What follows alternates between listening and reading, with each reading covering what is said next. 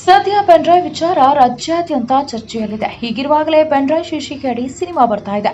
Big boss ಖ್ಯಾತಿಯ ತನಿಷಾ ಕುಪ್ಪುಂದ ಈ ಚಿತ್ರದಲ್ಲಿ ಪ್ರಮುಖ ಪಾತ್ರ ಮಾಡುತ್ತಿದ್ದಾರೆ. ಹಾಗಾದ್ರೆ ಈ ಸಿನಿಮಾದ ಕಥೆ ಏನು, ಈ ಚಿತ್ರದಲ್ಲಿರೋ ವಿಚಾರಗಳೇನು ಎನ್ನುವ ಬಗ್ಗೆ ತಿಳಿಯೋಣ ಬನ್ನಿ. ಇತ್ತೀಚೆಗೆ ಪೆನ್ಡ್ರೈವ್ ವಿಚಾರ ಸಾಕಷ್ಟು ಸದ್ದು ಮಾಡಿತ್ತು. ಇದಕ್ಕೆ ಕಾರಣ ಆಗಿದ್ದು ಪ್ರಜ್ವಲ್ ರೇವಣ್ಣ. ಮಾಜಿ ಸಂಸದನ ಖಾಸಗಿ ವಿಡಿಯೋಗಳನ್ನ ಪೆನ್ಡ್ರೈವ್ನಲ್ಲಿ ಹಾಕಿ ವೈರಲ್ ಮಾಡಲಾಗಿತ್ತು. ಈ ಪ್ರಕರಣ ಸಾಕಷ್ಟು ಸೆನ್ಸೇಷನ್ ಸೃಷ್ಟಿ ಮಾಡಿತ್ತು. ಸದ್ಯ ಪ್ರಜ್ವಲ್ ಕೇಂದ್ರ ಕಾರಾಗೃಹದಲ್ಲಿ ಇದ್ದಾರೆ.